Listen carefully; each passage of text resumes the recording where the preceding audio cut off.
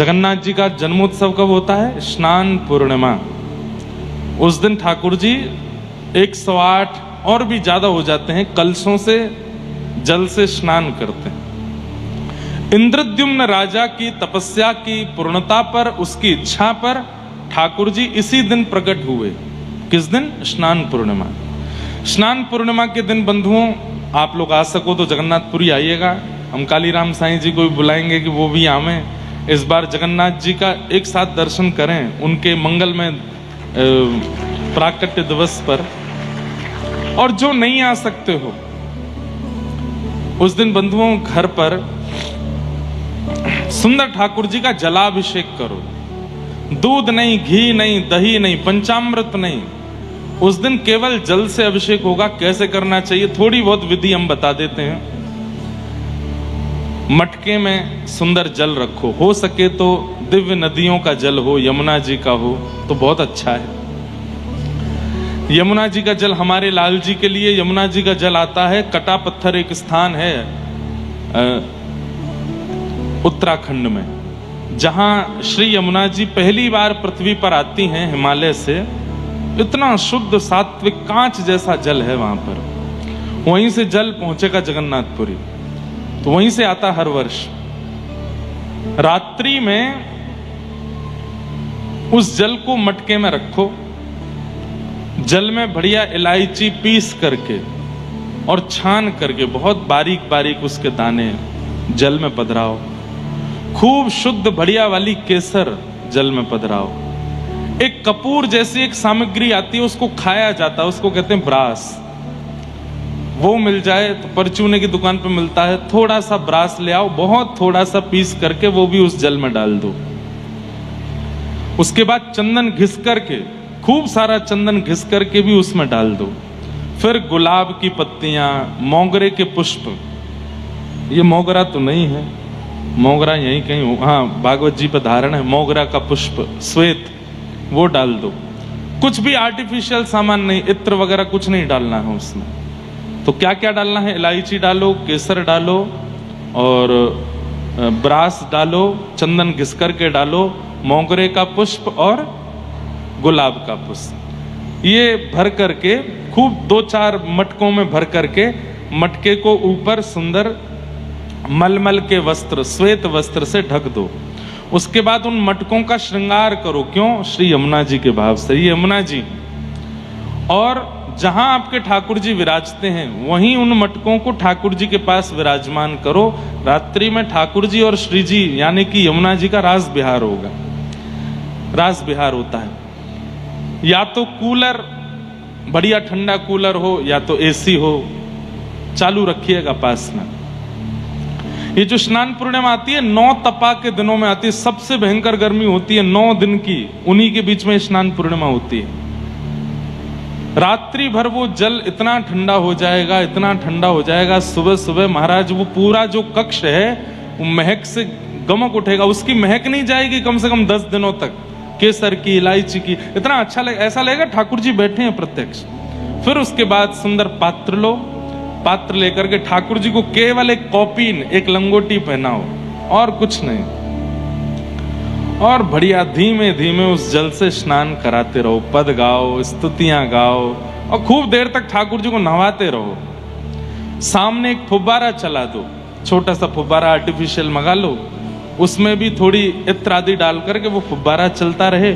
पीछे खस की टाट लगा दो और उस टाट को भी गीला कर दो, उसमें भी खस, मतलब ठंड ही ठंड, इतनी मतलब जाड़ा लग जाए ठाकुर जी को, ऐसी शीतलता रखो। और बढ़िया नीचे कोई फर्श पर कालीन वालीन नहीं, सामान्य पृथ्वी रहने दो, उस पर भी थोड़ा गीला गीला हो जाए, वो भी ठंडी हो जाए, मतलब चारों दिशाओं से ठाकुर जी को शीतलता का अनुभव हो। और उसके बाद बढ़िया ठाकुर जी का अभिषेक करो। अभिषेक करने के बाद ठाकुर जी चकाचक हो जाएंगे। फिर जो ठाकुर जी को कौपीन पहनाई थी उसमें केसर का और पूरे रस का वर्ण आ जाएगा, पीला पीला हो जाएगा। उसके चीरा बना करके घर के सब लोगों को दे दो। कोई अपने गले में पहन लो, कोई अपने कलावे में बांध लो ठाकुर जी का वस्त्र। फिर ठाकुर जी का बहुत सूक्ष्म श्रृंगार। उस दिन एक ही वस्त्र पहनाओ ठाकुर जी को, ज्यादा नहीं। एक वस्त्र पहना करके चंदन घिस करके उस चंदन की छोटी छोटी गोलियां बना करके वही ठाकुर जी को माला, उसी का ठाकुर जी को पाग, उसी के कुंडल। ठाकुर जी को आज कुछ भी भारी पहनाना नहीं। और फिर बढ़िया प्रसादी भोग लगाओ। प्रसादी में भी खाने वाली वस्तु कम, पीने वाली वस्तु ज्यादा। आम का पना, पना जानते हैं आप? आम का पना गर्मियों में पिया जाता, आम का पना बनाओ सुंदर। और दूध, घी, दही की सामग्री कम, पानी की सामग्रियां ज्यादा, जल की सामग्री। ऐसी सुंदर सुंदर बढ़िया 3-4 प्रकार के पीने के आइटम बनाओ। आइटम नहीं बोलना चाहिए। ठाकुर जी के लिए बढ़िया प्रसादी सिद्ध करो। और आप लोगों को जो बढ़िया लगे रुचिकर वो बना के ठाकुर जी को पवाओ।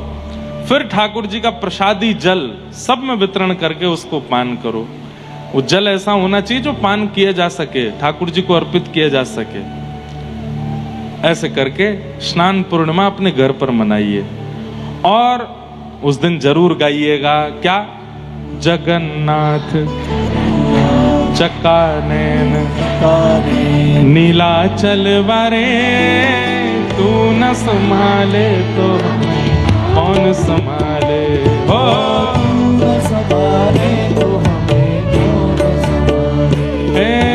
तू न संभाले तो हमें कौन संभाले हो, तू न संभाले तो हमें कौन। आओ हे जगन्नाथ चक्कानैन, जगन्नाथ चक्कानैन नीलाचल वारे, तू न संभाले तो कौन संभाले।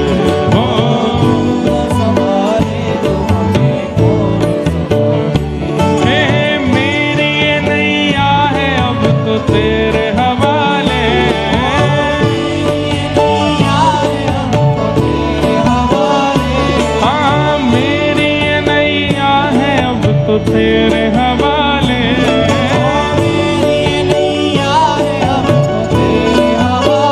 तो हमें तू न संभाले तो हमें कौन संभाले, तू न संभाले तो हमें कौन, तू न संभाले तो हमें कौन संभाले, तू न संभाले तो हमें कौन संभाले। मेरे प्रभु जगन्नाथ चक्कानैन, जगन्नाथ चक्कानैन नीलाचल वारे, तू न संभाले तो हमें कौन संभाले हो,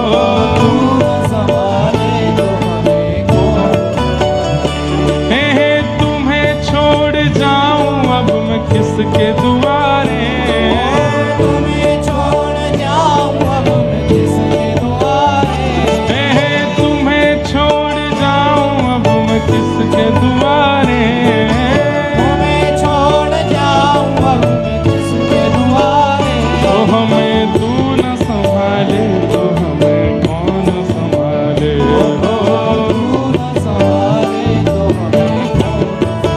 मेरे जगन्नाथ चक्कानैन, जगन्नाथ चक्कानैन नीलाचल वारे, तू न संभाले तो हमें कौन संभाले, ओ तू न संभाले तो हमें कौन। हे बलभद्र सुभद्रा संग आप विराजे, बलभद्र सुभद्रा संग आप विराजे, हे बलभद्र सुभद्रा संग आप विराजे, बलभद्र सुभद्रा संग आप विराजे, हे मंदिर के शिखर नील चक्र विराजे, हो मंदिर के शिखर नील चक्र। मेरे प्रभु जगन्नाथ चक्कानैन, जगन्नाथ चक्कानैन, जगन्नाथ जी की तरह, ओहो जगन्नाथ चकानैन हे जगन्नाथ चकानैन नीलाचल वरे तू न संभाले तो मैं कौन संभाले, ओ तू न संभाले तो मैं कौन संभाले, तू न संभाले तो मैं कौन संभाले, ओ तू संभाले। श्री जगन्नाथ महाप्रभु की। बैठ जाओ। तो स्नान पूर्णिमा पर महाप्रभु जगन्नाथ जी का ये पद भी गाइएगा। ठाकुर जी को खूब चकाचक नवावे के बाद, भोग प्रसाद लगाने के बाद, उसके बाद फिर जगन्नाथ जी को याद कीजिएगा। वहां जो आएंगे वो तो हमारे साथ गाएंगे, और जो नहीं आ पाएंगे वो अपने घर बैठे बैठे गाइएगा। और एक जगन्नाथ जी का एक कार्टून आता है पोगो पर, देखा है? उसका एक नया शायद मूवी उसके आए हैं क्या? वो लोग पोगो वाले आए क्या? बैठे नहीं, अभी मिले थे। उसका ट्रेलर लॉन्च भी हम वहीं कथा में ही करेंगे। और उस जगन्नाथ जी के सुंदर कार्टून वाले में ये वाला पद भी हम गा रहे हैं।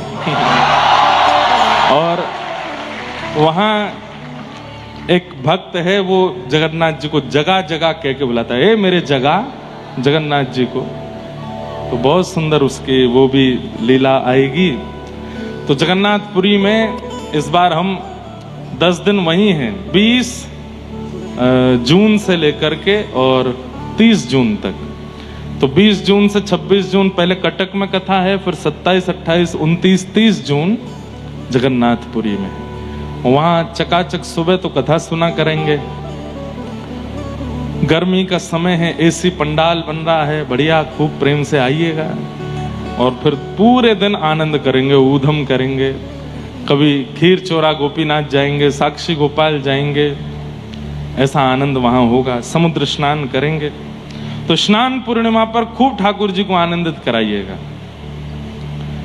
फिर किन्हीं का प्रश्न है कि महाराज जी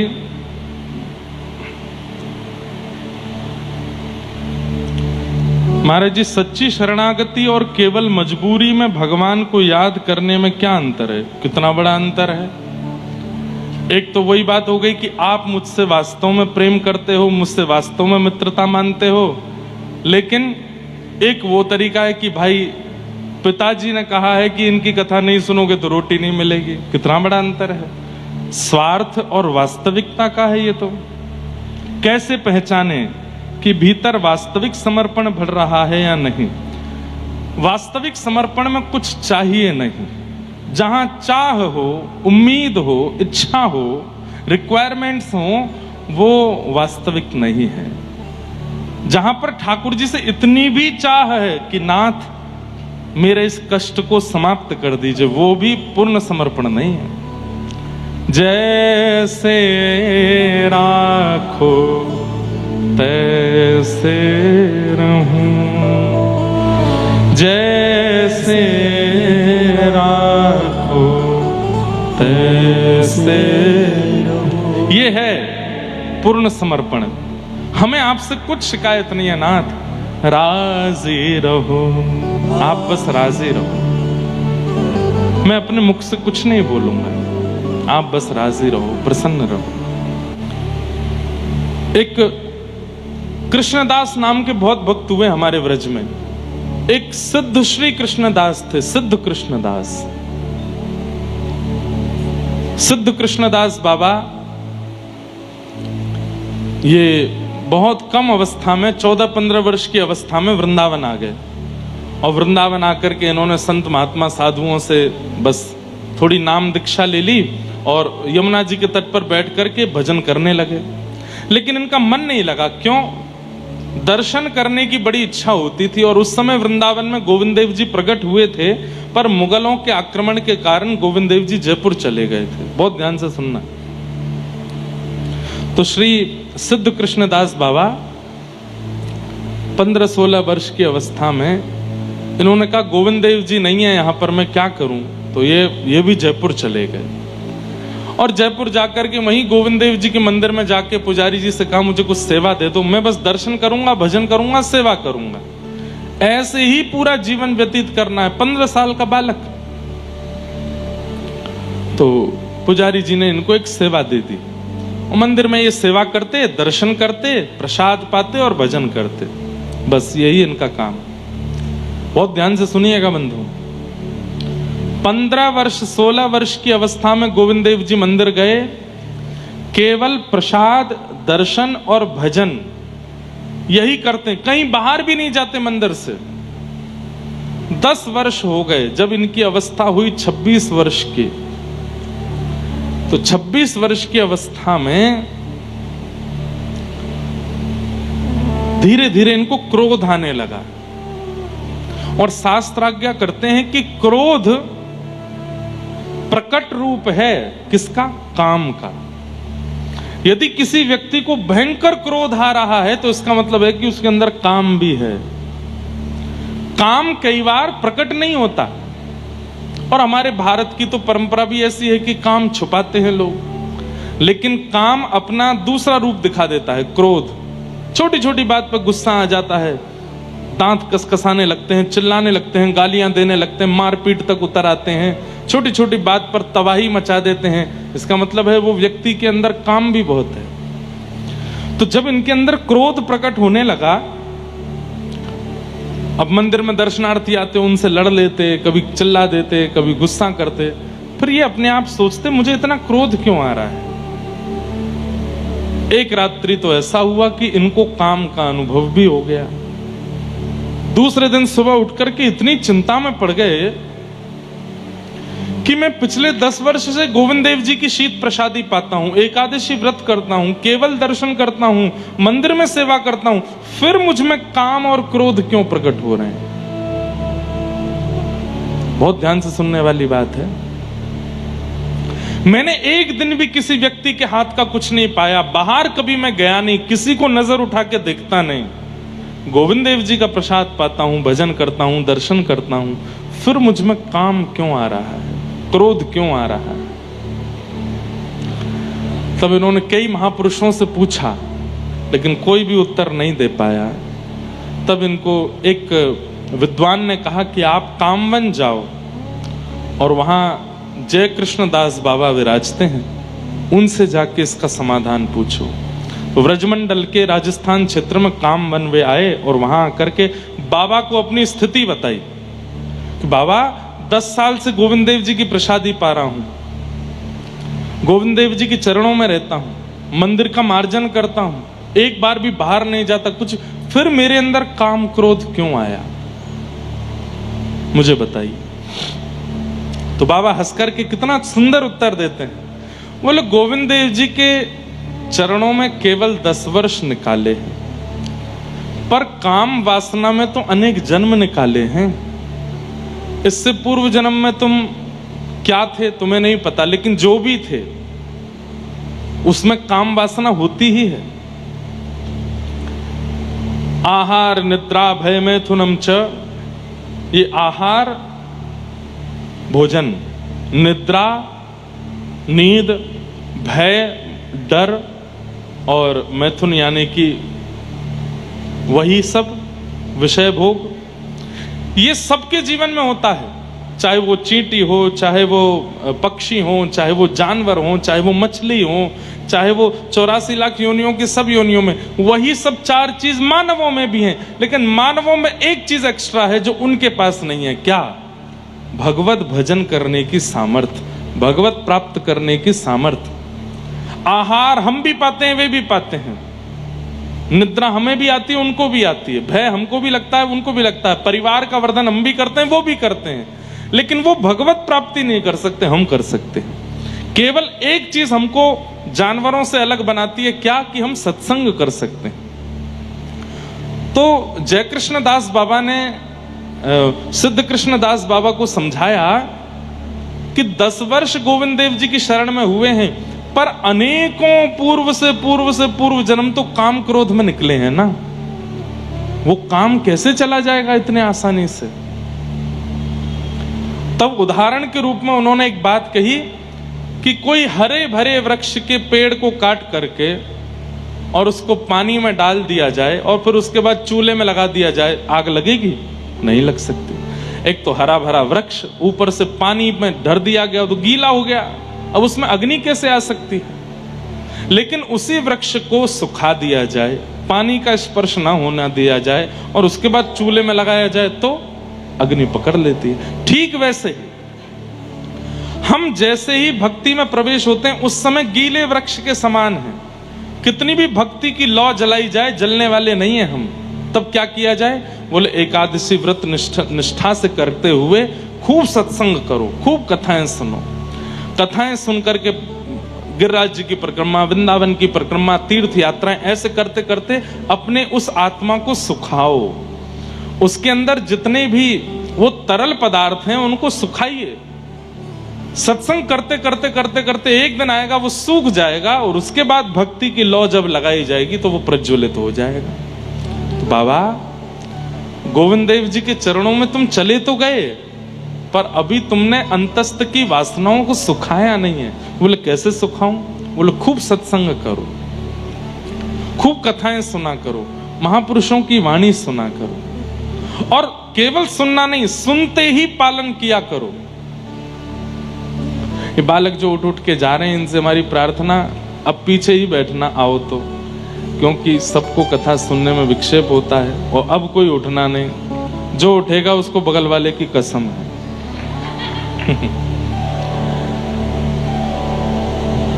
एक तो सबसे आगे बैठे फिर उठ के जा रहे हैं, तो पीछे बैठना चाहिए था। क्या बता रहा था मैं? क्या बता रहा था? कहां था? हाँ, सत्संग करके तन को सुखाओ।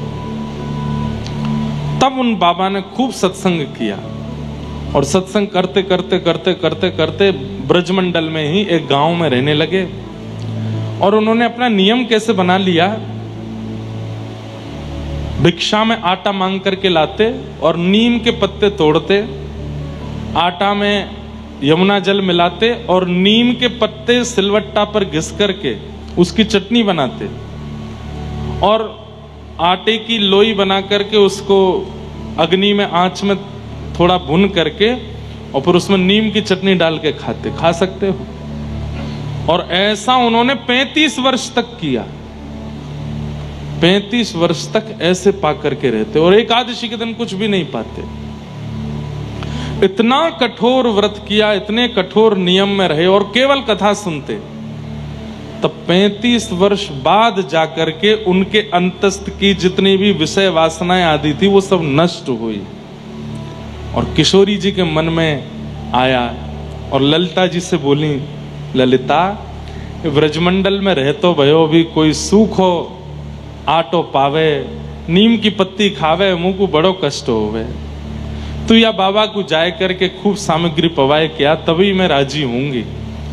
तब ललिता जी गईं और रूप बदल करके गई, बाबा से जाए करके बोली, बाबा मेरी मैया ने तुम्हारे काज सामग्री भेजी है ना, पाए लो। बाबा बोले मैं बाहर को कछु ना पाऊं। तो फिर उन्होंने कहा मैं श्री जी को भोग लगाए के लाई हूं। ये सुनते ही तो बाबा प्रसन्न हो गए। बाबा की नेत्रों की ज्योति जा चुकी थी इतने कठोर व्रत करने से। ललिता जी बोली, बाबा तुम्हें दिखाना है? बोले ना। बोले मैं अपने घर में काजल बनाऊं, लगा दूं आंखन में? बोले लगाए दो।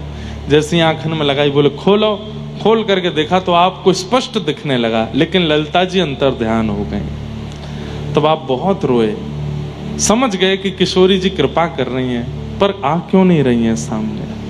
तब कालांतर में आगे फिर लंबा चरित्र है उनका।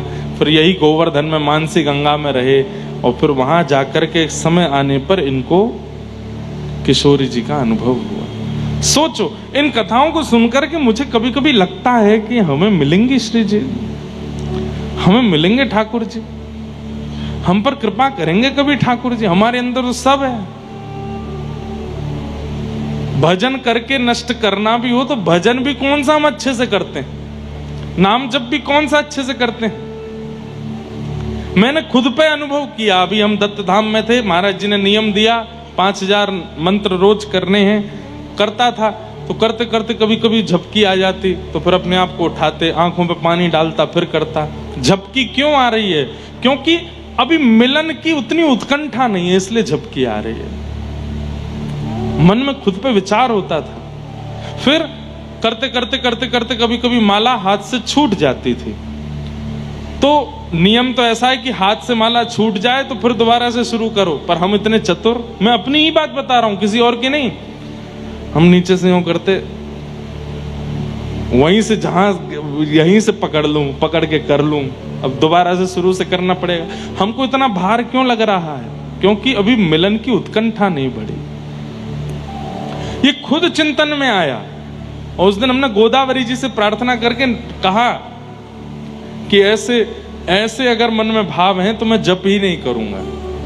मेरे को निद्रा की इच्छा हुई क्यों, या मेरे हाथ से माला छूटी तो मैंने ऐसा क्यों नहीं सोचा कि मैं शुरू से करूं, बीच से क्यों? ये उत्कंठा क्यों नहीं आ रही? इतनी कथा गाने के बाद भी उत्कंठा नहीं आ रही, इतनी लाल जी की सेवा करने के बाद भी उत्कंठा नहीं आ रही, इतना वृंदावन में रहने के बाद, वृंदावन वृंदावन, आप लोग तो चलो 7 दिन के लिए हम आए तो राधा राधा बोल रहे हो, वृंदावन वृंदावन बोल रहे हो। हम तो, हमारा तो काम ही यही है, दिन रात कोई मिलने भी आता है तो राधे राधे बोलता है, दिन रात किशोरी जी का नाम गाते हैं, वृंदावन का नाम गाते हैं, जगह जगह कथाएं करते हैं, वृंदावन का यश गाते हैं, लाल जी की, फिर भी मन में वो उत्कंठा क्यों नहीं आ रही है? तब ये चरित्र पढ़ा और उस चरित्र से लगा कि अभी तो बहुत सुखाना है, अंदर वो तरल पदार्थ है जो अग्नि को पकड़ नहीं पा रहा है भक्ति की, और वो तरल पदार्थ कैसे जाएगा? खूब सत्संग करके जाएगा। और सत्संग करने का मतलब बैठ के सुनना नहीं, सुनते ही पालन करना। तो हमने नियम क्या बनाया? अभी गृहस्थाश्रम में है, परिवार में है, इतने ज्यादा नियम तो नहीं ले सकते, पर जो भी कथा भक्तमाल जी की, भागवत जी की, मानस जी की पढ़ते हैं, उसमें से जो पालन हो सकती है उसी समय पालन होनी चाहिए, उसी समय लगनी चाहिए, उसी समय से करनी है। धीरे धीरे धीरे धीरे कई अवगुण थे, सबको धीरे धीरे छोड़ते जा रहे हैं, सब धीरे धीरे शांत करते जा रहे हैं। अब बताने वाली बात नहीं, हमारे दत्त धाम वाले महाराज जी ने इतना बड़ा फोन गिफ्ट किया हमको, कीपैड वाला इतना बड़ा है वो। हमने निर्णय कर लिया है कि कुछ दिन बाद हम एंड्रॉयड फोन ही बंद कर देंगे, वही चलाएंगे, कीपैड वाला। इतना बढ़िया प्यारा सा फोन है, छोटा सा, उसमें फेसबुक वगैरह कुछ नहीं चलता। लेकिन धीरे धीरे करो, पर करो जरूर। हम धीरे धीरे कर रहे हैं क्या? विषयों की तरफ भाग रहे हैं। धीरे धीरे उनसे बच के आगे निकलो। गृहस्थ आश्रम में भी हैं तो गृहस्थ आश्रम का निर्वहन भी इस भाव से करो कि यह वंश भी आगे बढ़े, तो भगवत भक्तों से ही बढ़े। हमारे घर में धन कमाने वाला या ऐश्वर्य कमाने वाला बालक हो, हे श्री जी आपकी कृपा से, लेकिन उससे भी ज्यादा आपके नाम को कमाने वाला, आपके यश को कमाने वाला बालक हो, ऐसी भावना। तो थोड़ा थोड़ा सुखाई अंदर से, ये अभी गीला है मन, इसलिए भक्ति की लौ इतनी जलाई जाती फिर भी नहीं जलता। ये प्रज्वलित हुई मीराबाई, आज तक प्रज्वलित हैं। प्रज्वलित हुए श्री सूरदास, आज तक प्रज्वलित हैं। प्रज्वलित हुए जनाभाई तुकाराम नामदेव, आज तक प्रज्वलित हैं। हम हो ही नहीं पा रहे हैं। क्यों? सत्संग नहीं है जीवन। वो सत्संग है भी, कथा सुनते भी हैं। आज पूज्य प्रेमानंद जी महाराज को कितने लोग सुनते हैं? हजारों लोग सुनते हैं, पर उनकी सब सुनते हैं, पर मानता कोई नहीं है। करते वही हैं जो मन चाहता है, करते वही हैं जो बुद्धि चाहती है। मतलब क्या है, हम लोगों की स्थिति ऐसी होगी, कैप्चर तो कर रहे हैं पर लागू नहीं कर रहे हैं, लागू नहीं कर रहे हैं। और ऐसे लोगों को आपने देखा है जो इकट्ठा करते जाते हैं, बस इकट्ठा ही करते जाते हैं, लगाते कहीं नहीं है। ऐसे लोगों को ही लोभी कहा जाता है, जो इकट्ठा तो बहुत करते हैं पर उसका प्रयोग नहीं करते, उसको लगाते नहीं है। जैसे छोटे बच्चों में, हम लोग भी जब छोटे थे, पेन इकट्ठे करने की, ये भी पेन हमारे पास, ये वाला पेन भी हमारे पास, मीटर वाला पेन आता था, उसमें मीटर चलता था, वो भी मीटर वाला पेन तो आया, पर 10 से ऊपर उसके कभी मीटर गया ही नहीं, लिखते ही नहीं थे। तो संग्रह करने की स्थिति तो हमारी बन गई है, पर प्रयोग करने की स्थिति हमारी नहीं बन पा रही, इसलिए भगवत दर्शन हो नहीं पा रहा है। यदि लालसा है, अगर उनसे मिलने की दिल में तमन्ना, अगर उनसे मिलने की दिल में तमन्ना, दिल में तमन्ना, अगर उनसे मिलने की दिल में तमन्ना, करो शुद्ध अंतः करण धीरे धीरे, जो करते रहो भजन धीरे धीरे, तो मिल जाएगा राधा रमण धीरे धीरे। धीरे धीरे करो, कोई जल्दीबाजी नहीं है, पर करो। अंतःकरण शुद्ध करने के प्रयास भी करते रहो। माधवदास जी का चरित्र आता है। श्री जगन्नाथ प्रभु के परम भक्त श्री माधवदास, आप 24 वर्ष की अवस्था में पहली बार जगन्नाथपुरी गए थे। 24 वर्ष की अवस्था में, पहले सदगृहस्थ थे, पत्नी बच्चे सब थे, पर बालक को जन्म देते देते पत्नी पधार गई। आप और ज्यादा परेशान हो गए कि अब इस बालक की रक्षा कौन करेगा। तभी आपने देखा कि वृक्ष के ऊपर से एक अंडा नीचे गिरा और आप देख रहे थे, और वो अंडा जैसे ही नीचे गिरा तो नीचे आकर के सूखे पत्तों के ढेर में गिरा और अंडे का कुछ भी नहीं बिगड़ा। तब माधवदास जी बोले, इस अंडे में विराजमान बालक, उसकी मां भी नहीं है इस वक्त यहाँ पे, पिता भी नहीं है, लेकिन उसका जीवन है, तो इतनी ऊंचाई से गिर के भी वो बच गया। हम कैसे कह सकते हैं कि किसी व्यक्ति की रक्षा हम करेंगे? सबकी रक्षा ठाकुर जी करते हैं। जिसका जितना जीवन है उतना वो जिएगा जिएगा जिएगा।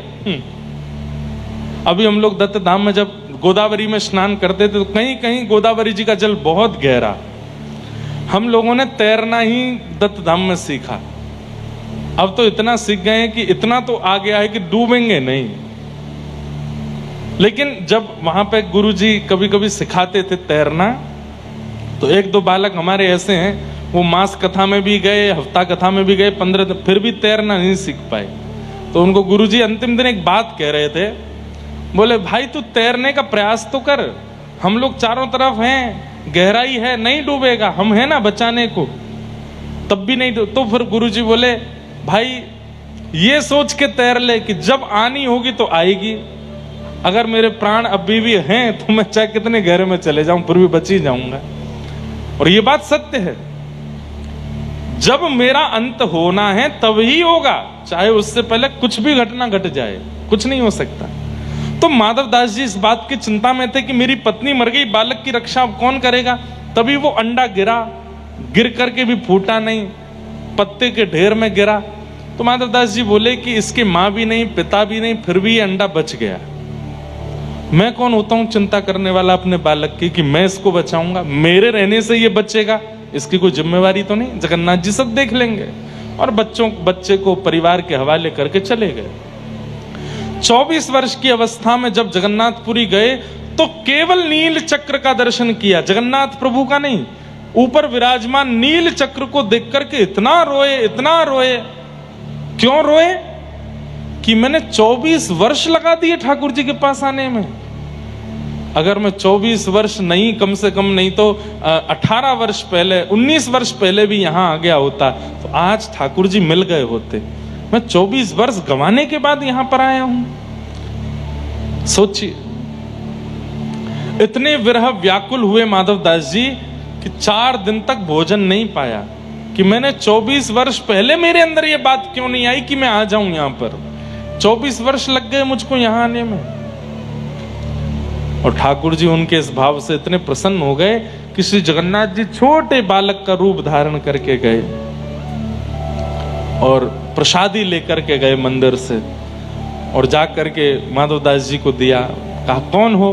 बोले मैं यहीं का हूँ। पुजारी जी को पता चला कि एक कोई भक्त आया है, 4 दिन से भूखा है, तो उन्होंने जगन्नाथ जी का प्रसाद भेजा। माधवदास जी ने प्रेम से प्रसाद पाया।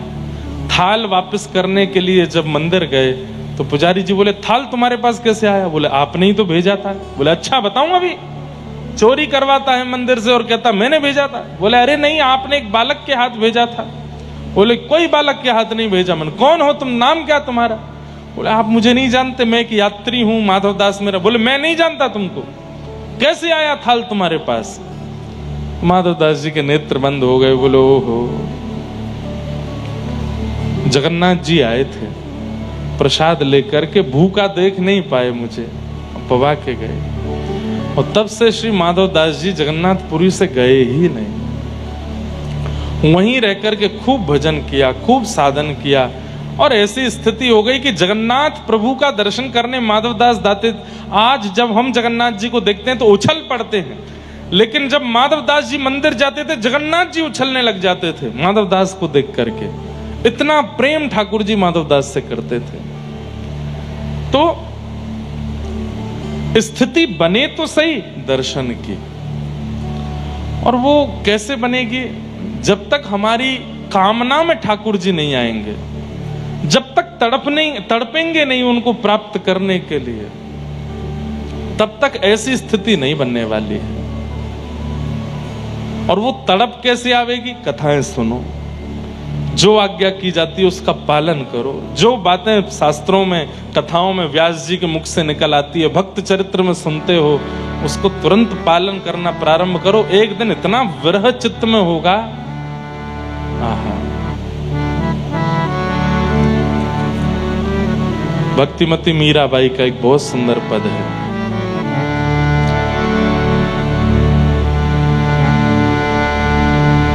दर्श बिन दुखन लागे, दर्श बिन दुखन लागे,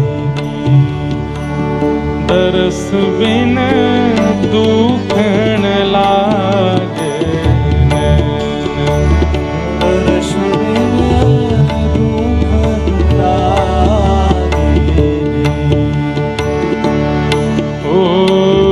जब ते तुम बिछुड़े पिए मुँह से,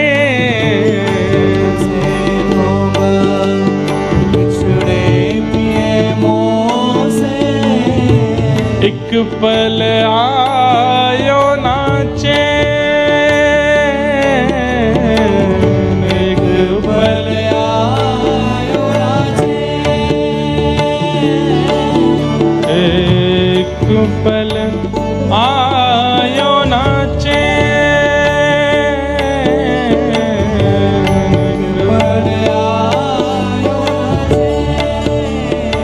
दरस बिन दुखन लागे, दर्श बिन दुखन लागे, दरस बिन दुखन लागे, दरस बिन दुखन लागे, दरस बिन दुखन लागे, दरस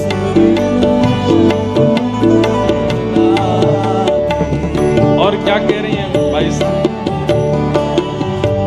शब्द सुनत मेरी छतिया कांपे, शब्द सुनत मेरी छतिया कांपे, शब्द सुनत मेरी छतिया कांपे, शब्द सुनत मेरी छतिया कांपे। किसी ने कहा तो फिर मत सुना करो। कृष्ण नाम सुनकर के, कथा सुनकर के हृदय यदि इतना तुम्हारा विचलित होता है तो मत सुना करो। ऐसी जगह जाके बैठ जाओ जहां कोई भगवान नाम ना गाया जाता हो। भाई साहब बोली कैसे रहूं? क्यों? मीठे लागे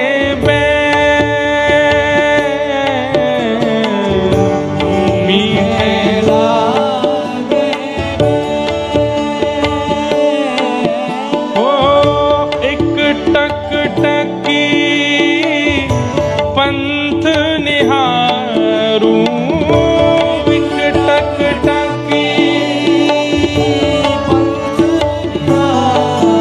एक टक टकी पंथ निहारूं, एक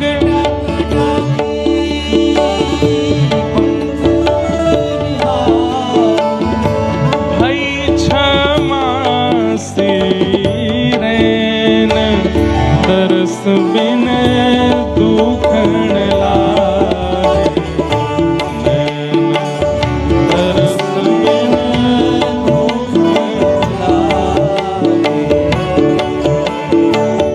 हाँ, ये पद होता है हमारे साथ। दर्शन किए बिना आंखों में दर्द होता है। कब होता है? कोई बहुत बढ़िया पिक्चर लगी हो, कोई ना दिखाने जा रहा हो, पिताजी से बोला, बहन से बोला, मित्रों से बोला दिखा लाओ हमको, नहीं बन पा रहा, तो फिर आंखों में दर्द होता है। कोई क्यों नहीं दिखा रहा है हमको? लेकिन भगवत दर्शन के लिए कभी दर्द नहीं होता। अपनी प्रियतमा को देखने के लिए दर्द होता है, अपने प्रियतम को देखने के लिए दर्द होता है। कभी ऐसा हुआ है कि राधा रमन जी नहीं गए हम लोग 6 महीने से, अब व्याकुलता हो रही है, परेशानी हो रही है। सबको नहीं होता, किसी किसी को होता है। मैं सोशल मीडिया देख रहा हूं, मेरे को राधा रमन जी दिख क्यों नहीं रहे हैं? ये व्याकुलता हुई कभी नहीं होती।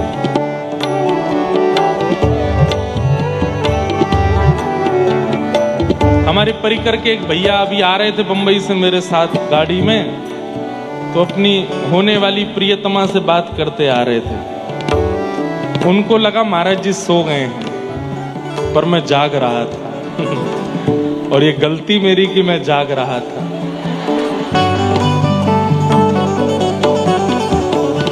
वो धीमे धीमे फोन पर गा रहे हैं, एक नदी के 2 किनारे, नाम नहीं बताऊंगा कौन थे। और मैं एक आंख, मैंने कि क्या कर रहे हो? नहीं नहीं महाराज जी कुछ नहीं कुछ नहीं कुछ नहीं। मैंने कि तुम क्या गा रहे थे अभी पद? बोले आपका ही तो पद गा रहा था। मैंने कहा फोन चालू था तुम्हारा। महाराज जी आपकी बहू है होने वाली, सुना रहा था।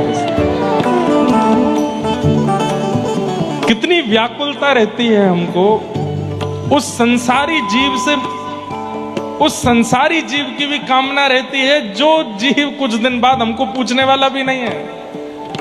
पत्नी से कुछ साल बाद शादी के कहोगे चाय दे दो, पूरे दिन चाय पीते रहा करो, भर लो चाय अपने अंदर ही, मेरे पे और कोई काम नहीं है, चाय चाय चाय चाय चाय। कुछ दिन बाद ऐसे बोलने वाली है वो। लेकिन ठाकुर जी कभी नहीं बोलेंगे, श्याम सुंदर कभी नहीं बोलेंगे।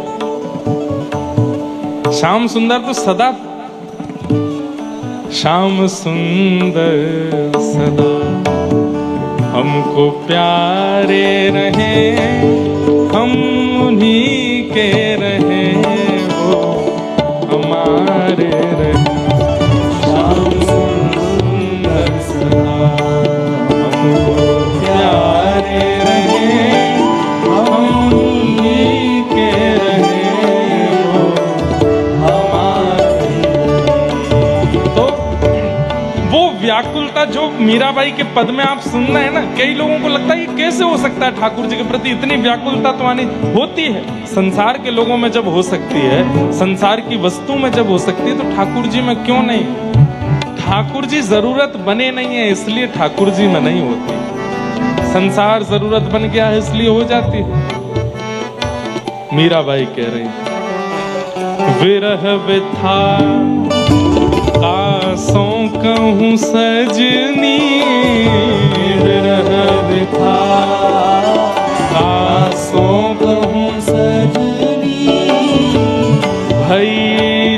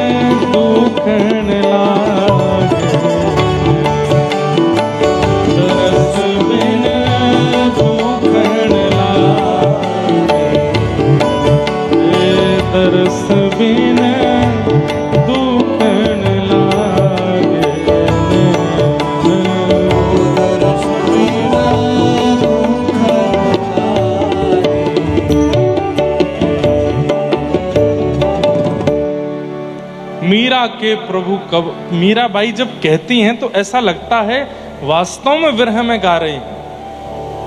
मीरा के प्रभु कब मिलोगे, मीरा के प्रभु कब मिलोगे, दुख मेटन सुख दे,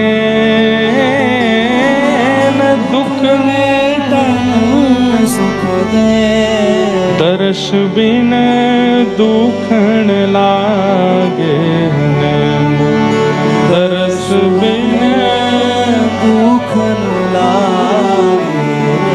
दुखता है, आंखें दुखती हैं, कान दुखता है, हृदय दुखता है, पर संसार के लिए दुखता है, ठाकुर जी के लिए नहीं। दर्शन को नैना तपे, वचन सुनन को कान, मिलवे को हियरा तपे, हिय के जीवन प्राण, गोवर्धन वासी सांवरे तुम बिन रहो।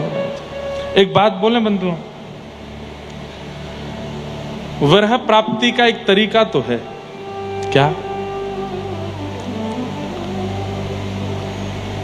जिस किसी भी भगवत भाव से ठाकुर जी की सन्निकटता का अनुभव होने लगता है, उस भाव का कुछ दिन के लिए त्याग कर दो।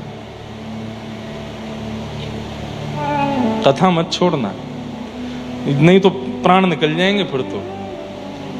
कथा तो सुनते रहिए, सत्संग तो करते रहिए, पर और जितने भी व्यवहार भाव जिनसे आपको भगवत अनुभव और प्रगाढ़ होता है, कुछ दिन उसको करो मत। मिल रहा है तो भी मत करो। जैसे आप जब चाहते हो वृंदावन पहुंच जाते हो, जब चाहते हो बरसाना पहुंच जाते हो, जब चाहते हो जगन्नाथपुरी चले जाते हो, जब चाहते हो तब पंढरपुर चले जाते हो। कुछ दिन के लिए भले ही मिल रहा हो अवसर तो भी मत जाओ। बंबई में, उल्लासनगर में कोई ऐसा मंदिर है जहां दर्शन करके मन को बड़ी शीतलता का अनुभव होता, कुछ दिन मत जाओ। केवल और केवल सत्संग सुनते रहो। वो सब क्रियाएं मत करो जिनसे भगवत साक्षात्कार, भगवत अनुभव में तड़पन नहीं होती। कुछ समय के लिए वियोग दो, क्योंकि ठाकुर जी से अगर तुम वियोग मांगोगे, वो तो भाई बहुत खतरनाक वाला देंगे, उनसे मत मांगना। वो तो ऐसा दे देंगे, ऐसा दे देंगे कि बस रोते रह जाओगे। फिर अपने आप ही कर लो कुछ समय का वियोग। जैसे वृत्रासुर ने मांगा भागवत में, न नाक पृष्ठम न च पारमेष्ठम, न सार्वभौमम न रसाधिपत्यम, न योग सिद्धिर अपुनर्भवम वा, समंजसत्वा विरहय्य कांक्षे।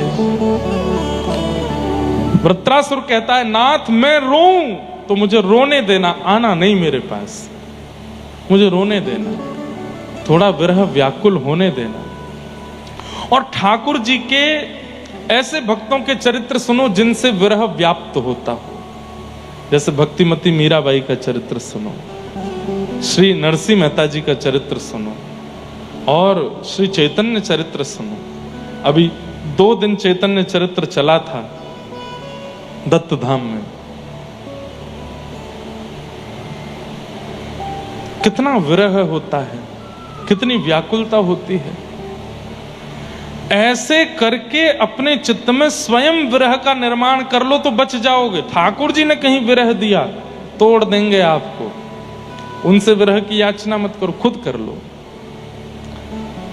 तो 2 तरीके हैं अपने चित्त को भगवत भक्त बनाने के। या तो जैसे सिद्ध कृष्णदास बाबा ने बहुत तप करके, साधन करके, रूखी रोटी खा के, नीम के पत्ते खा के, एकांत में रह के भजन करके किया, या तो वो है तरीका।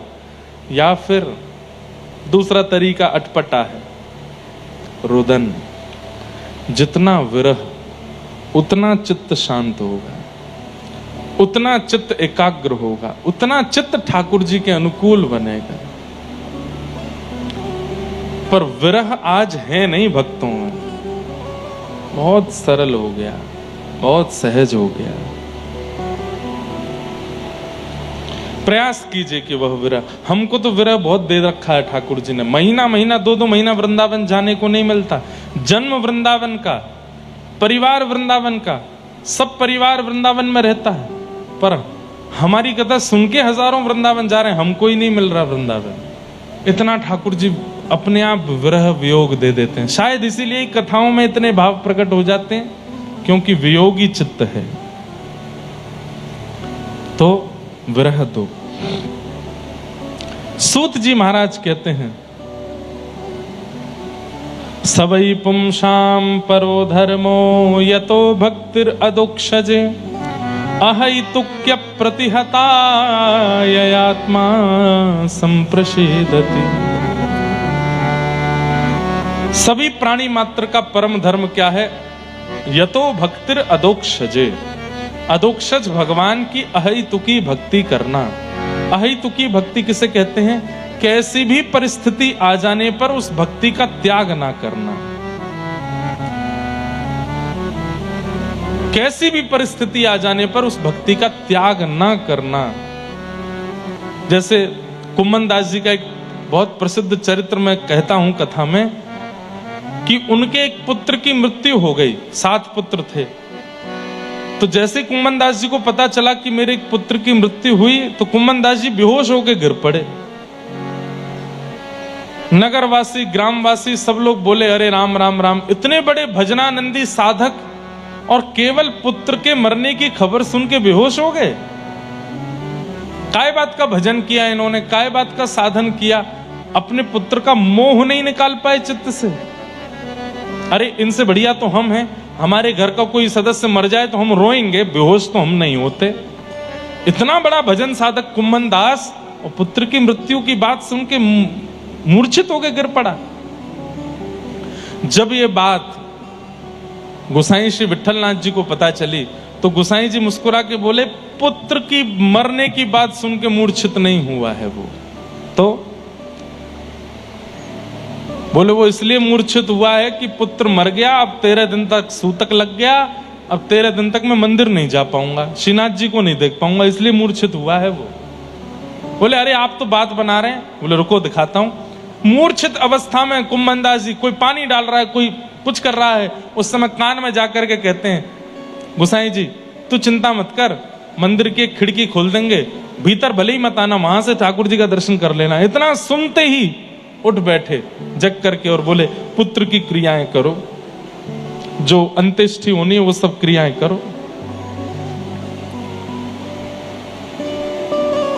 समझ में आई बात?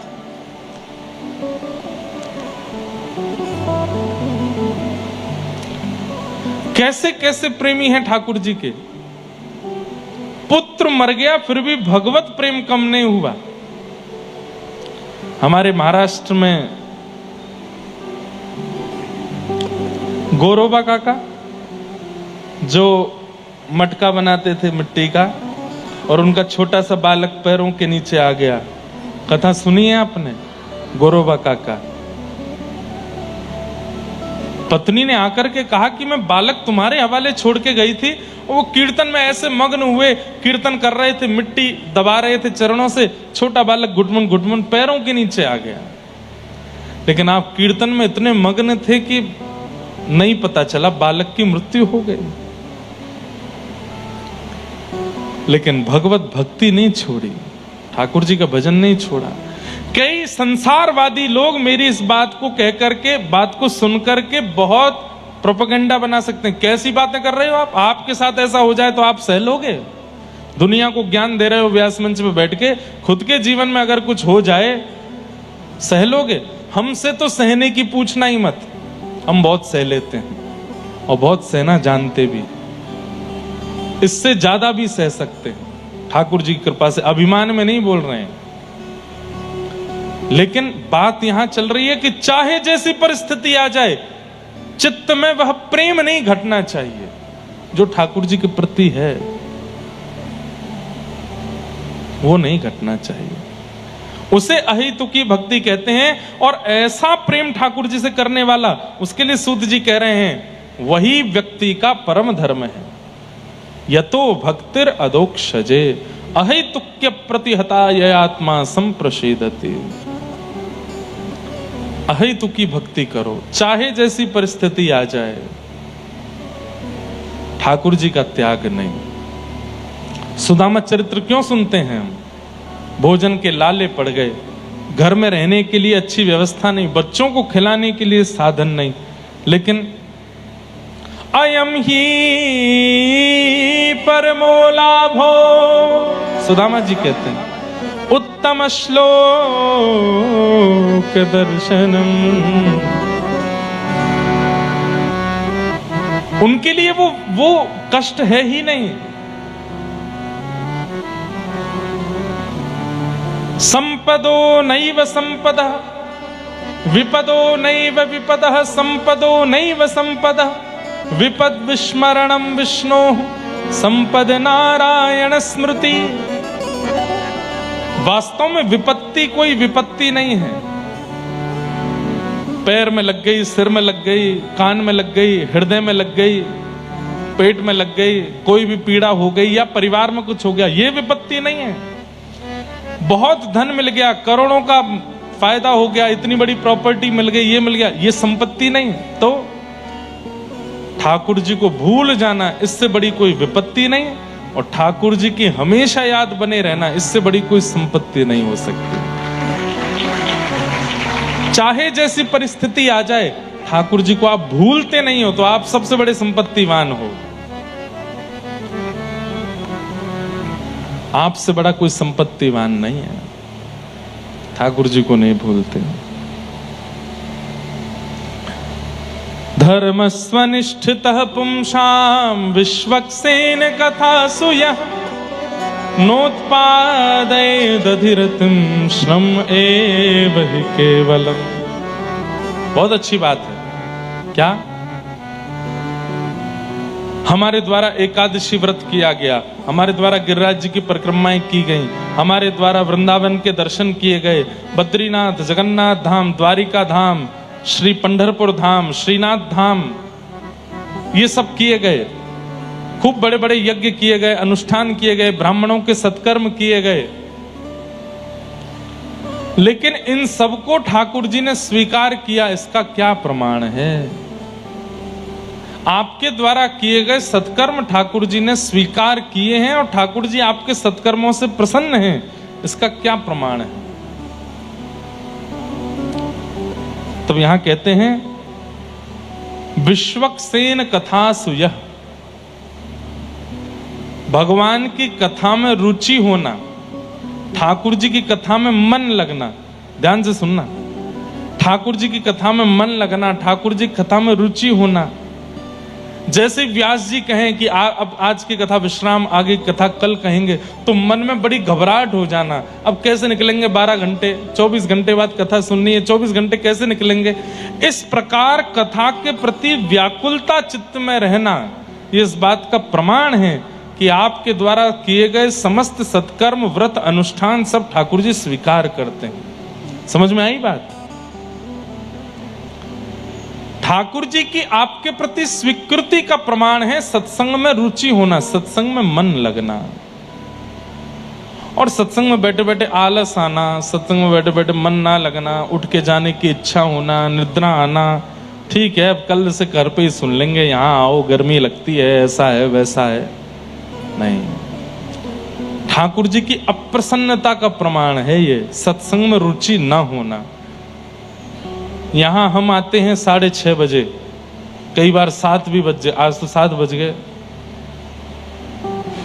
पर सुनने वाले लोग 2 बजे से आ जाते हैं, 3 बजे से आ जाते हैं। जिनको सुननी है कथा वो 2 बजे 3 बजे से आ जाते हैं, इतनी जल्दी आकर के बैठ जाते हैं यहां पर। अभी दिसंबर में मुंबई में कथा थी, दादर में। कौन कौन आए थे उसमें? आप लोग आए थे भैया। बंबई वाले हमको वहां दादर के, और दादर के आगे कौन सी जगह पड़ती है, हाँ जो भी पढ़ते हैं, वहां के इतने सारे लोग, न्यूज वाले और सब आके बोले कथा होती है 4-5 बजे से और लाइन लगती थी सुबह 8 बजे से, हैं अंतिम दिन की कथा में तो रात्रि 12 बजे से बच्चे और सब युवा बालक, मैं अपनी जहां रुका था वहां खिड़की में से देखूं और जहां तक देखूं लाइन, रात में 2 बजे मैं तो उठा था जल पीने के लिए, और मैं देखूं तो हरे कृष्ण महामंत्र चल रहा है। मैंने कि भाई 2 बजे कौन गा रहा है? नीचे देखा तो लोग बाग बैठे हैं, किस लिए? कथा सुनने के लिए। मेरे सच में उस दिन तो आंख में आंसू आ गए थे कि सुबह कथा, अभी 10 बजे से कथा होनी है, सुबह अंतिम दिन जल्दी थी कथा, और रात में 12 बजे से लोग बैठे नीचे। क्यों? वहां लाइन लगती थी, लाइन लग के भीतर, और जो पहले आएगा उसको आगे बैठने को मिलता था, तो हमको भागवत जी के पास बैठने को मिला। इसे 2-2 बजे से बच्चे बैठते, और कोई ऐसे नहीं कि बस ऐसे ही चलते फिरते बालक हो ना, अच्छे अच्छे घर के बालक बैठे।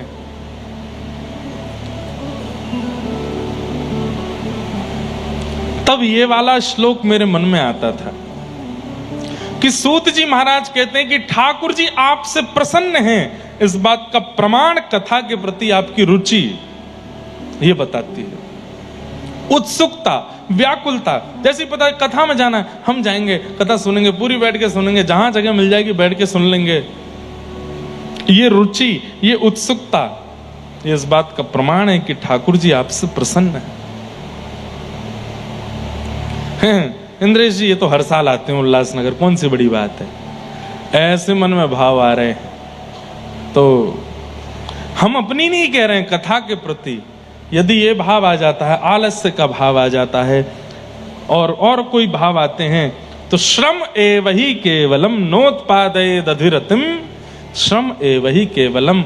आप अगर इस प्रकार कथा के प्रति, सत्संग के प्रति भाव रखते हो, तो कह रहे हैं कि आपके द्वारा की गई एकादशी केवल कोरी मेहनत है, ठाकुर जी उससे प्रसन्न नहीं होते। आपके द्वारा किया गया गोवर्धन वृंदावन की परिक्रमा, यमुना स्नान, गंगा स्नान, बद्रीनाथ, केदारनाथ, गंगोत्री, यमुनोत्री, जगन्नाथपुरी, द्वारिका आदि का भ्रमण, सब केवल और केवल एक श्रम है, कथा के प्रति रुचि। तो अब रुचि के बारे में बात करो कथा की, तो सबसे बड़े रुचिकर भागवत के हैं परीक्षित। कल चौथे दिन की कथा में ये प्रसंग आना चाहिए, लेकिन मैं अभी बता देता हूं ताकि आपको अनुभव हो कि कथा के प्रति उत्सुकता कैसी होनी चाहिए। 4 दिन हो गए कथा सुनते सुनते, दिन रात कथा चल रही है 24 घंटे, और एक आसन पर बैठे हैं परीक्षित। 7 दिन बाद मृत्यु हो जानी है तक्षक सर्प के दंशन से, और चौथे दिन की कथा जब आती है तो 2 श्लोकों में संपूर्ण कृष्ण कथा सुना करके विश्राम कर देते हैं। तब सामने बैठे परीक्षित कहते हैं, कथितो वंश विस्तारो भवता सोम सूर्ययो राज्ञां चो भयवंशाना चरितम परमाद्भुतम।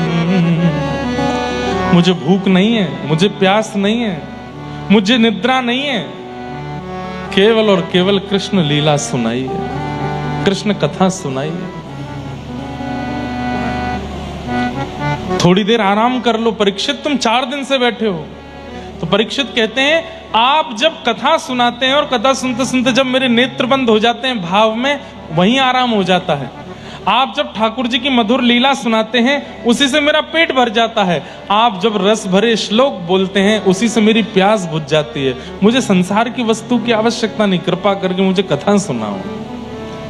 भक्तमालकार श्री नाभा जी तो कहते हैं कि 7 दिन बाद तक्षक सर्प के दंशन से परीक्षित की मृत्यु नहीं हुई। तो जैसे ही सुखदेव जी व्यास आसन पर खड़े हो गए और बोले अब कथा विश्राम होती है, तुम तू राजन मरिष्यति पशु बुद्धि में माम जही, तुम मरोगे ये पशु बुद्धि है। कथा विश्राम करके जैसे ही सुखदेव जी जाने लगे, परीक्षित जी के प्राण उस विरह में निकल गए कि अब कथा विश्राम हो गई, अब कैसे जीऊंगा मैं।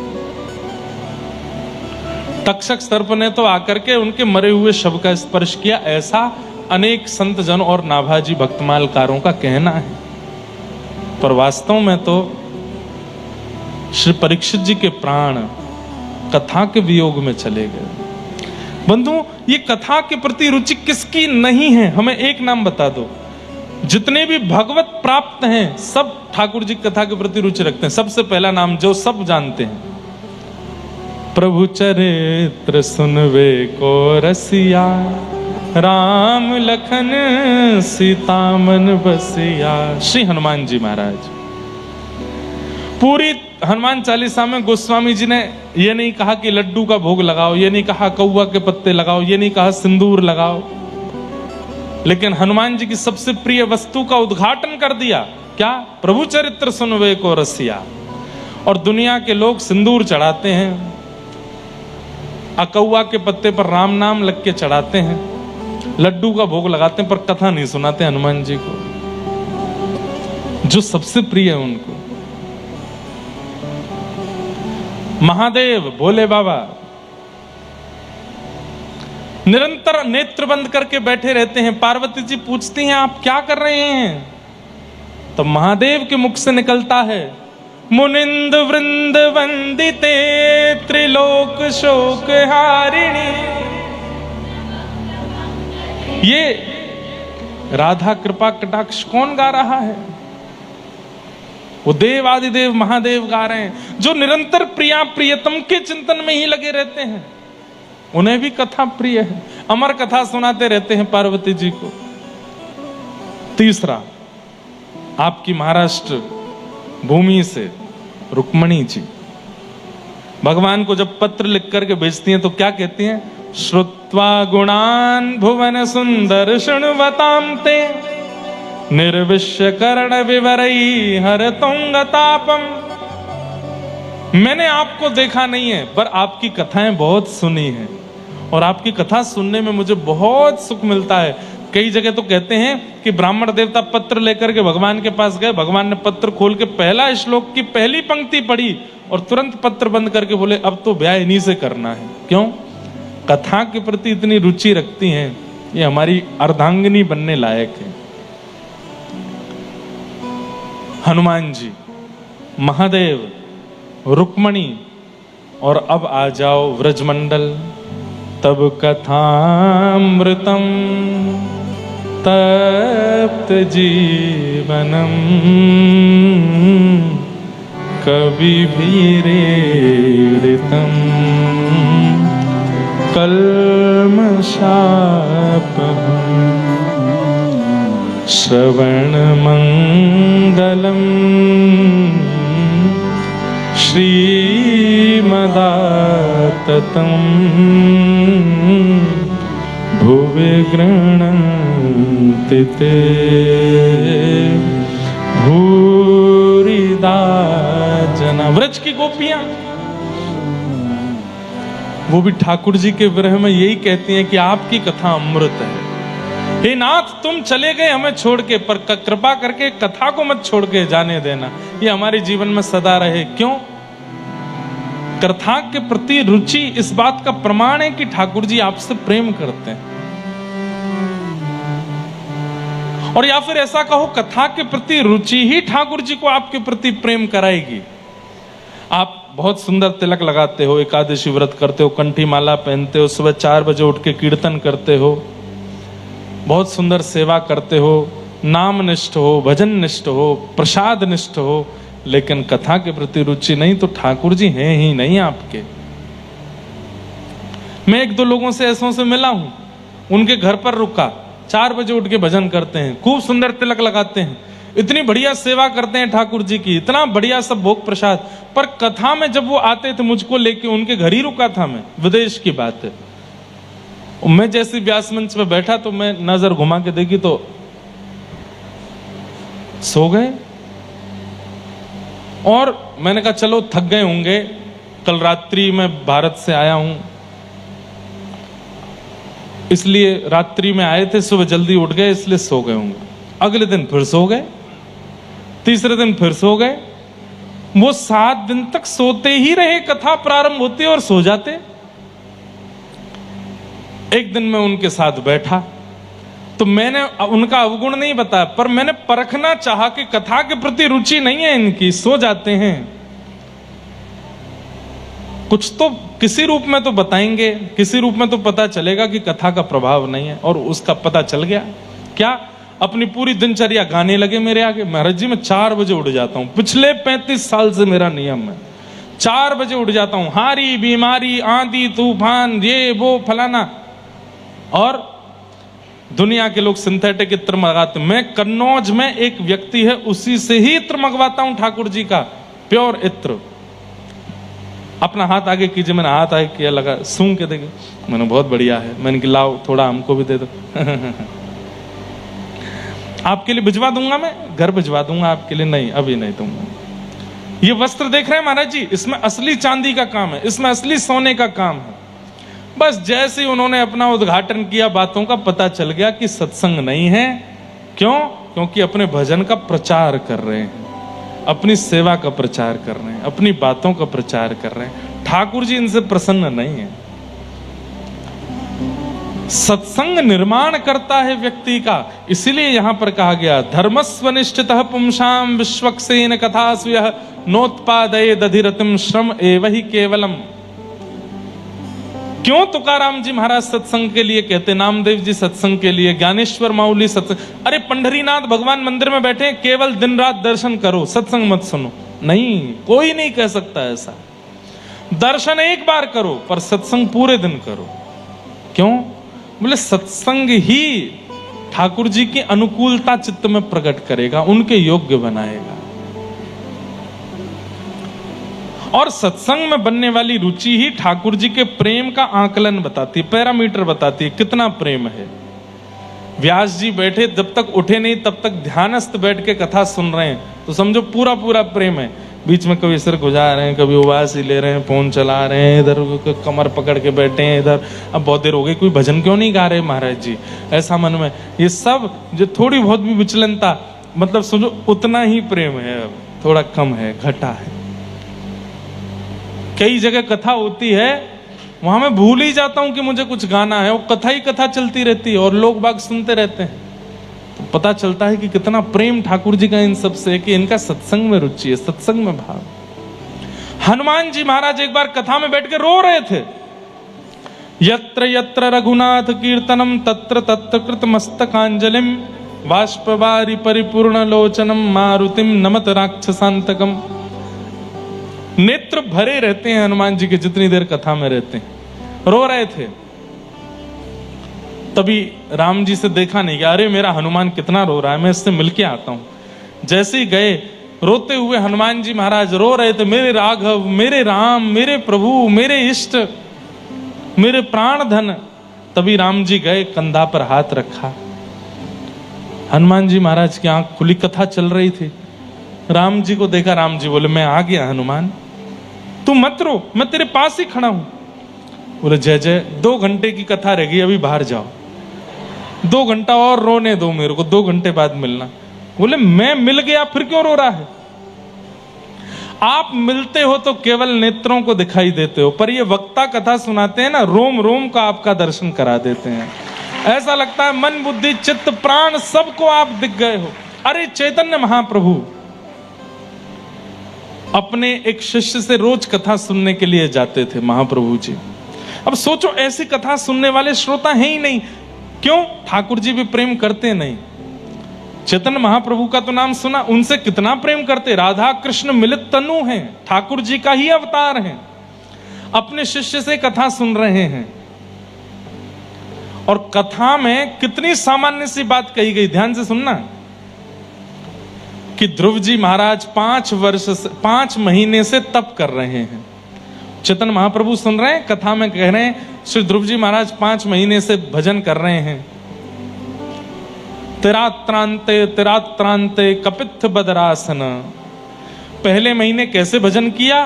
बोले 3 रात्रि कुछ नहीं खाते, 3 रात्रि बाद केवल कपित्थ फल खा के भजन कर रहे हैं। ओम नमो भगवते वासुदेवाय। दूसरा महीना जब प्रारंभ हुआ तो 6 दिन तक कुछ नहीं खाते, 6 दिन बाद केवल पत्ते खा करके जल पी के भजन कर रहे हैं।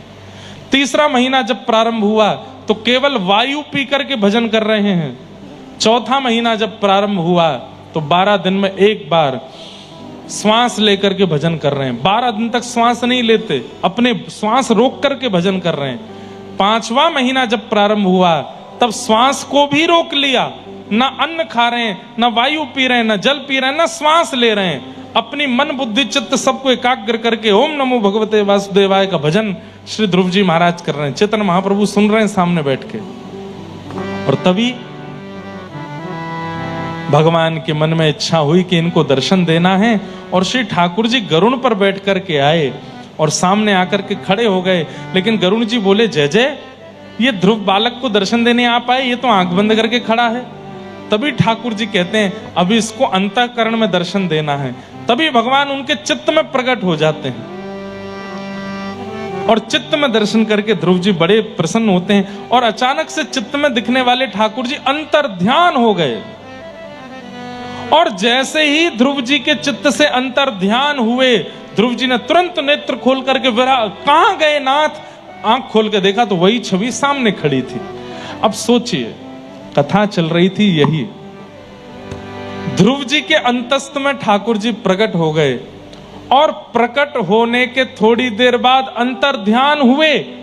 अब आगे कहना था कि ध्रुव जी ने नेत्र खोले तो वही ठाकुर जी बाहर। इतना बोल नहीं पाए व्यास जी कि विरह आतुर होकर के चेतन महाप्रभु रोने लगे, नेत्रों से आंसुओं की पिचकारी चलने लगी। हे मेरे प्राणनाथ, हे जगन्नाथ, हे नाथ, आप क्यों चले गए? अभी तो चित्त में आए थे, मुझे छोड़ करके क्यों चले गए? इतने विरह व्याकुल हो गए, इतने विरह व्याकुल हो गए, जहां बैठे थे वहीं पृथ्वी का खोदना प्रारंभ किया, वहीं पृथ्वी में ढूंढने लगे, मेरे श्याम सुंदर कहां हैं?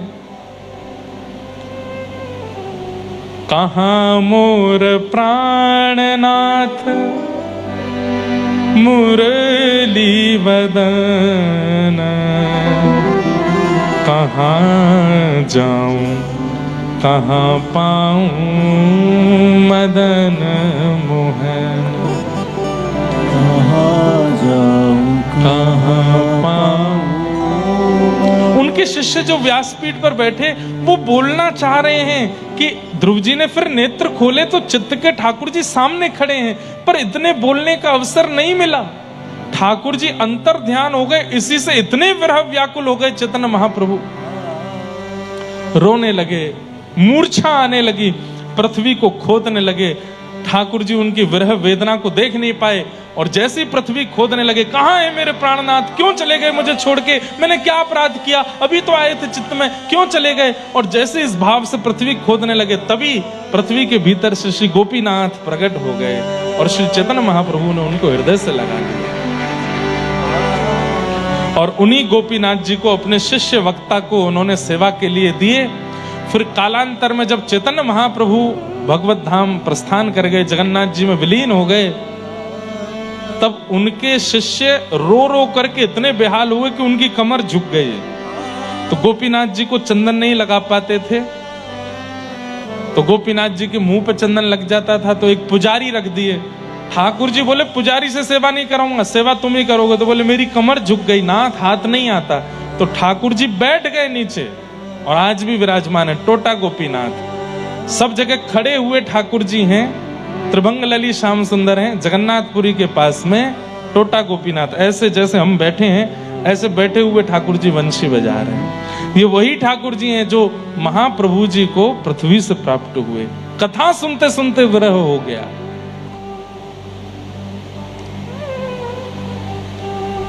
हम लोगों की स्थिति कहां है बंधुओं? कहीं भी नहीं।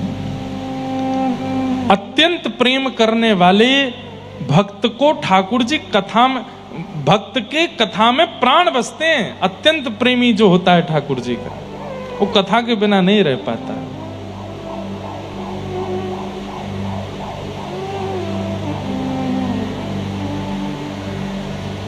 कथा के बिना नहीं रह पाता।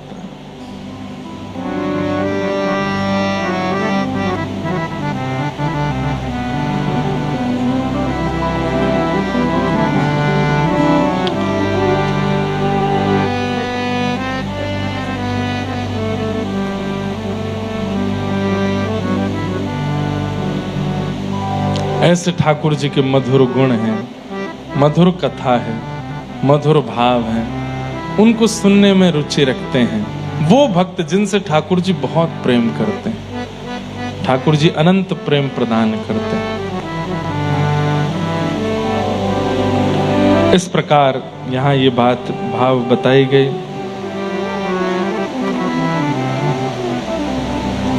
धर्मस्य यापवर्गस्य नार्थोऽर्थायोपकल्पते नार्थस्य धर्मैकान्तस्य कामो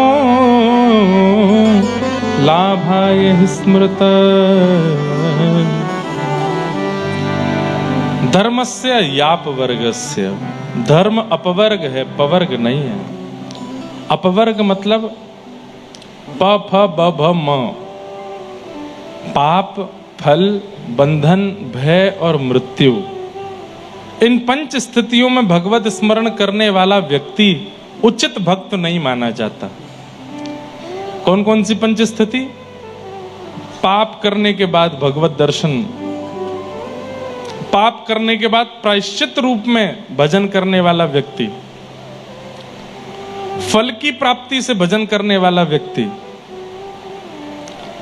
बंधन में बंध करके भजन करने वाला व्यक्ति,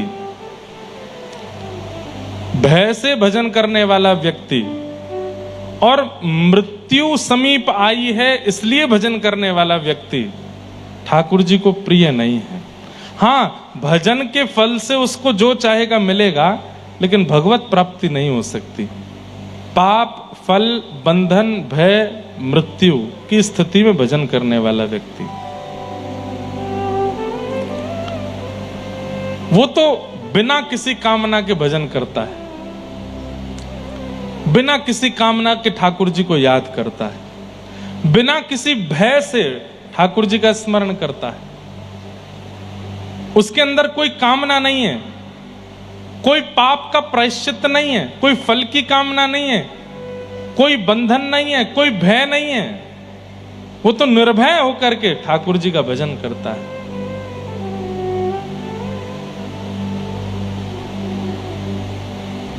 मैं तो गोविंद रा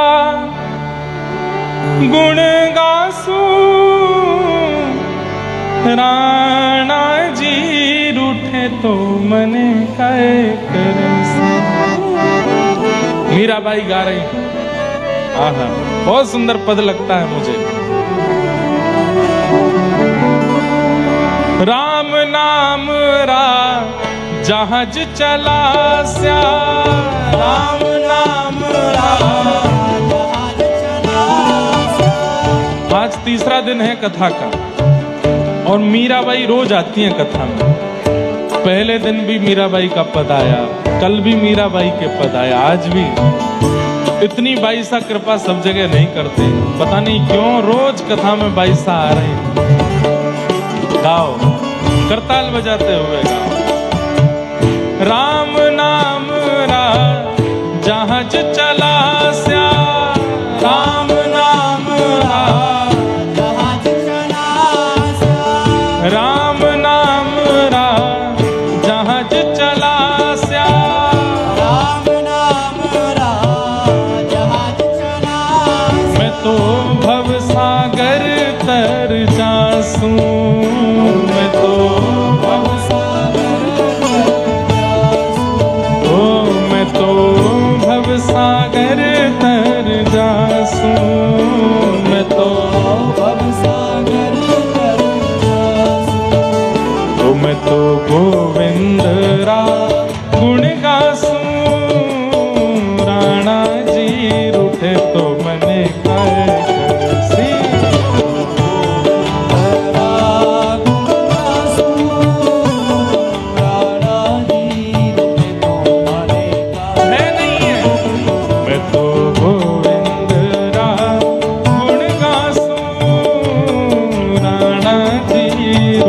तो मने काहे करसी।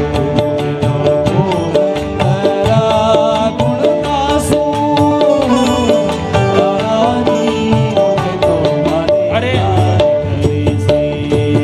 तुम लोग कहते हो कि भजन मत किया कर मीरा, और किया कर तो धीरे धीरे किया कर, तेरे देवर को अच्छा नहीं लगता। मीराबाई बोली, मारा तो बहुत बार मुझे, लेकिन मार नहीं पाया। अब ज्यादा से ज्यादा क्या करेगा, नगर से निकाल देगा।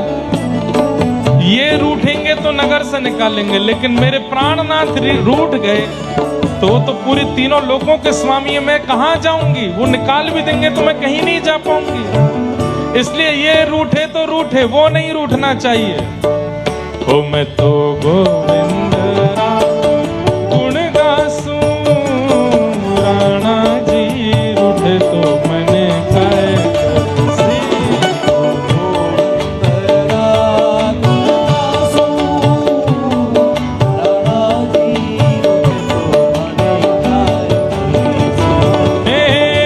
चरणामृत नेम हमारा,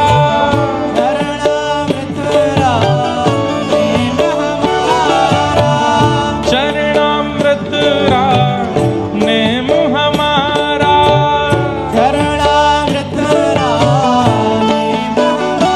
मैं तो नित उठ दर्शन पासूं, मैं तो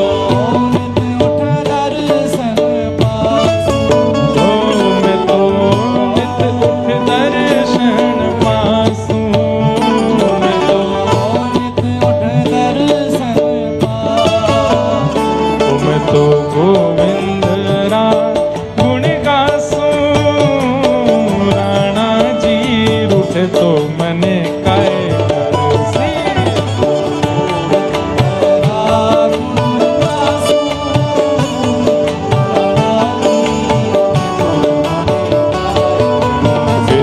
मैं तो गोविंद गुण गासूं, राणा जी रूठे तो मने काहे करसी।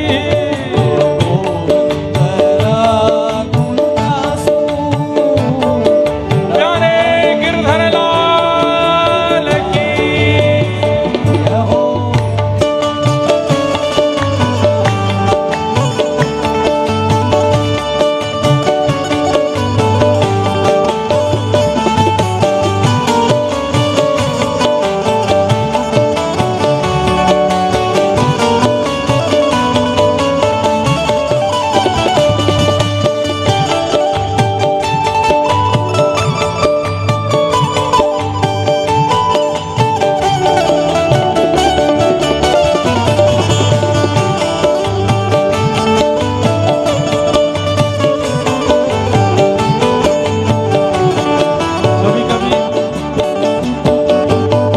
श्रोताओं को देख के मुझे लगता है कि मैं कथा वक्ता हूं, मुझे अधिकार नहीं बीच में नीचे आने का, नहीं तो मैं नीचे आके बताऊं कि नृत्य कैसे किया जाता है। अरे दोनों भुजाएं उठा करके एक पैर इधर करो, फिर एक पैर इधर करो, और मन में ये विचार करो, अब जो बैठे हैं वो बैठे ही रहो, खड़े नहीं हो, कि एक भुजा हमारी श्री ठाकुर जी ने पकड़ी है और दूसरी भुजा श्री किशोरी जी, और दोनों तरफ से हमारे साथ नृत्य कर रहे हैं। मैं तो गोविंद गुण गासूं, राणा जी रूठे तो मने काहे करसी।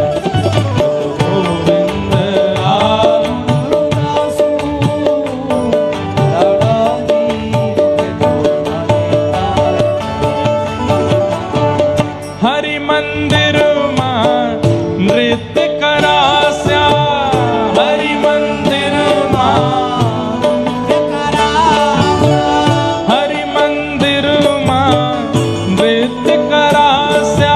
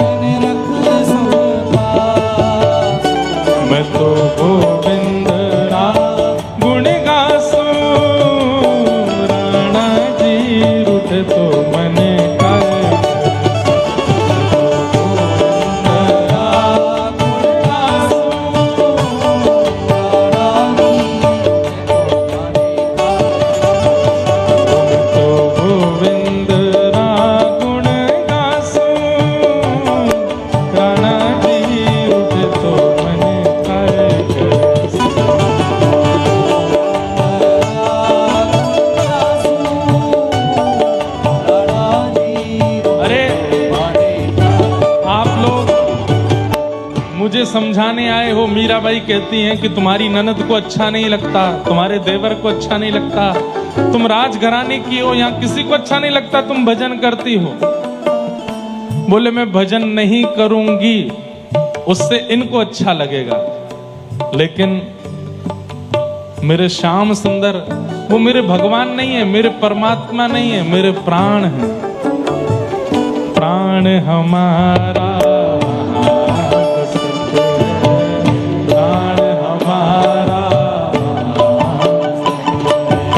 अरे देह को जो अच्छा लगता है वो तो संसारी लोग करते हैं, प्राणों को जो प्रिय लगे वो भक्त करता है। ओ प्राण हमारा बसत है, प्राण हमारा। ओ प्राण हमारा बसत है, प्राण ओ यहाँ तो खाली को, यहाँ तो खाली को।